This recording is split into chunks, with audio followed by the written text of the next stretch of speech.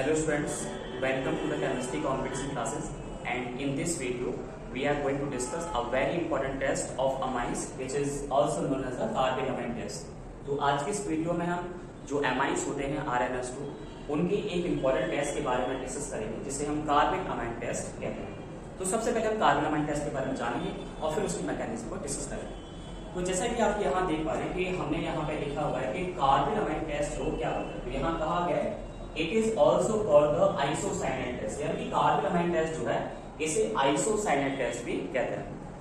Isocyanate test इसलिए कहते हैं क्योंकि इस रिएक्शन के बाद जो है आइसोसाइनेट का फॉर्म होता है। साइनेट जो ग्रुप कौन सा होता है, साइनेट ग्रुप होता है सिंगल बॉन्ड CN और आइसोसाइनेट ग्रुप कौन सा होता है, सिंगल बॉन्ड NC।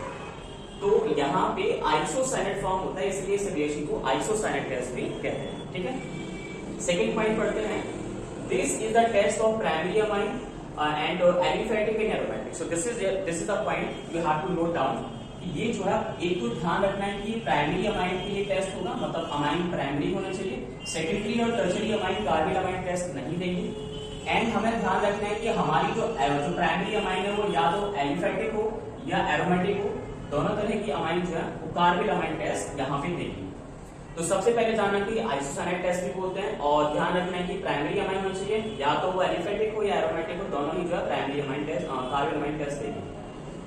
फिर कहा गया कि टेस्ट होता क्या है, तो when 1 degree amine is treated with a chloroform and alcoholic QH A foul smelling isocyanate is formed. तो यहाँ कहा गया है कार्बिक अमाइन टेस्ट में क्या होता है कि जब कोई भी एलिफेटिक या एरोमेटिक प्राइमरी अमाइन क्लोरोफॉर्म के साथ, क्लोरोफॉर्म क्या होता है CH-Cl3, और अल्कोहलिक QH के साथ जब वो ट्रीट करता है तो एक फाउलिक स्मेल वाला कंपाउंड बनता है जिसे बोलते हैं आइसोसाइनेट।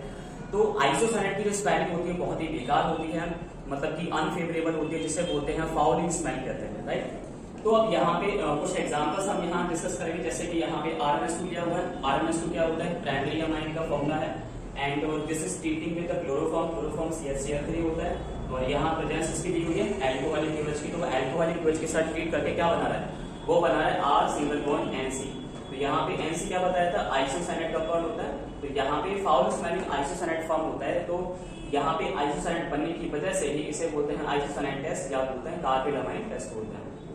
एंड सिमिलरली अगर आप यहाँ पे एलिफेटिक अमाइन है, अगर यहाँ पे एनिलीन भी अगर आप लेते हैं, एनिलीन C6H5NH2 जो कि एक एरोमेटिक अमाइन है लेकिन प्राइमरी अमाइन है, तो ये भी जो है क्लोरोफॉर्म और अल्कोहलिक QH से रिएक्ट करके यहाँ पे फिनाइल C6H5 को फिनाइल पढ़ते हैं, फिनाइल आइसोसाइनेट यहाँ पे फॉर्म करता है, साइड कंपाउंड यहाँ पे HCl रहता है। तो ध्यान रखना है कि कार्बिक अमाइन टेस्ट को हम कैसे पता करेंगे, बहुत ही सिंपल होता है। ब्रिंग ए टेस्ट ट्यूब, उसके बाद क्या करना है, उसमें अगर आपके पास जो अमाइन है वो अमाइन ले लेना है। अमाइन लेने के बाद उसमें क्लोरोफॉर्म ऐड करना है और अल्कोहलिक QH ऐड करना है। जब आप टेस्ट ट्यूब को जब ऑर्डर करोगे उसमें से कौन सी ऑर्डर आ रही है, तो वो ऑर्डर आपको दिखेगी कि वो ऑर्डर बहुत ही ज्यादा अनफेवरेबल है, मतलब कि हमें लग नहीं रहा कि हम उसे ऑर्डर करें।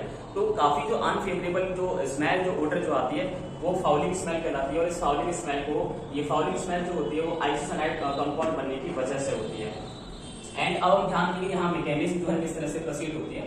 तो सबसे पहले हम यहाँ पे QH की बात करते हैं। तो QH क्या करता है, हमें यहाँ पे हाइड्रोक्साइड न्यूक्लियोफाइल यहाँ पे प्रोवाइड करता है by the reaction of ionisation.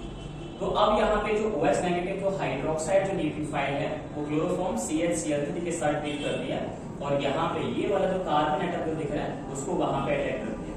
तो इसके अटैक के इफेक्ट से क्या होता है कि ये जो Cl एटम है वो यहाँ से निकल जाता है। तो देखो यहाँ पे वो क्या है, कार्बन ने अपने एक इलेक्ट्रॉन की शेयरिंग हाइड्रोजन से करी थी और एक इलेक्ट्रॉन की शेयरिंग क्लोरीन से करी थी।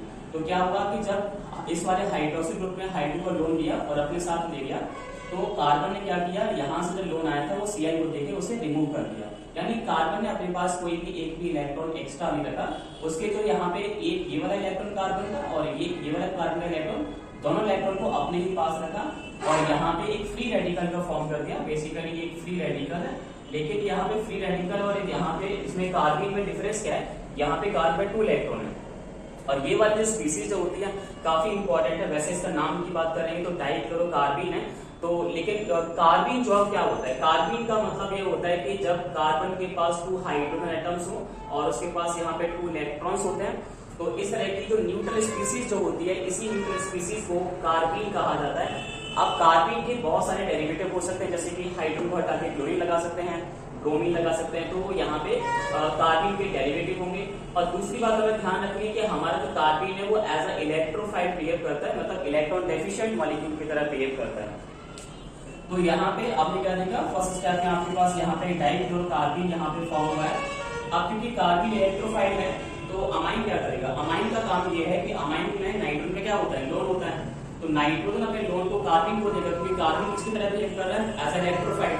तो ये जब इसको लोन देगा तो क्या होगा, नाइट्रोजन क्योंकि लोन डोनेट कर रहे हैं तो नाइट्रोजन पे क्या होगा, पॉजिटिव चार्ज आ जाएगा, और यहाँ पे कार्बन पे कौन सा चार्ज आ जाएगा, नेगेटिव, क्योंकि यहाँ पे नाइट्रोजन का लोन अल्टीमेटली कार्बन पर शिफ्ट हो रहा है। अब क्या होगा, यहाँ पे ये एक अनस्टेबल कंपाउंड है, इस अनस्टेबल कंपाउंड से यहाँ पे HCl मॉलिक्यूल का रिमूवल होता है। हाइड्रोजन से यहाँ पे नाइट्रोजन क्या करता है, इस हाइड्रोजन से अपनी बॉन्डिंग ब्रेक करता है। अगर ये रिएक्शन जा रही है तो आपको ध्यान रखना है, कार्बन टेस्ट कर रहे हो तो कार्बन के पास जो दो क्लोरीन जो एटम दो दिख रहे हैं ये वाले, और नाइट्रोजन के पास ये वाले जो दो हाइड्रोजन एटम दिख रहे हैं ये वाले, दोनों को एलिमिनेट करना है बारी बारी करके, जैसे कि डीहाइड्रोहाइड्रोजनेशन रिएक्शंस करते थे हम लोग, तो यहाँ पे भी अल्कोहलिक फ्यूल्स लेते थे, तो सेम बारी बारी करके हमें HCl मॉलिक्यूल के रूप में बाहर निकालना है। तो हमने क्या किया, नाइट्रोजन का जो पॉजिटिव चार्ज है तो उसने क्या किया, हाइड्रोजन से अपनी बॉन्डिंग ब्रेक डाउन की और पॉजिटिव को किसको दे दिया, H को दे दिया। तो क्या हो गया, H पॉजिटिव यहाँ से निकला। कार्बन ने क्या किया कि Cl को यहाँ पे जो लोन था नेगेटिव चार्ज था वो Cl को दे दिया, Cl नेगेटिव बना, तो यहाँ Cl नेगेटिव बना और यहाँ H पॉजिटिव, तो HCl का एक मॉलिक्यूल रिमूवल हो गया। उसके बाद हमारे पास इस तरह की फिर से एक न्यूट्रल स्पीसीज बनेगी, और उस न्यूट्रल स्पीसीज में नाइट्रोजन फिर से वापस बोलना जाएगा, क्योंकि नाइट्रोजन ने क्या किया था, हाइड्रोजन के साथ अपनी सीमा बॉन्डिंग ब्रेक करके अपना लोन वापस कैरी कर लिया था। अब नाइट्रोजन क्या करेगा, अपने लोन को फिर से कार्बन के साथ एक और बॉन्ड शेयर करेगा, मतलब कि एक और बॉन्ड बनाएगा, मल्टीपल बॉन्ड का फॉर्मेशन करेगा। इससे क्या होगा, कार्बन और नाइट्रोजन के बीच में डबल बॉन्ड आ जाएगा। तो यहाँ डबल बॉन्ड फिर से एक बारी, जैसे यहाँ सिचुएशन थी वैसे यहाँ पे आ गया, क्या हुआ, यहाँ पे कार्बन पे नाइट्रोजन पे पॉजिटिव और कार्बन पे नेगेटिव फिर से आ जाएगा। तो उनके नेगेटिव पॉजिटिव को हटाने के लिए फिर से क्या होगा, HCl मॉलिक्यूल का रिमूवल होगा, यानी कि नाइट्रोजन फिर से अपनी हाइड्रोजन के साथ बॉन्ड ब्रेक करेगा, तो H पॉजिटिव निकलेगा, और बॉन्ड जब यहाँ शेयर करेगा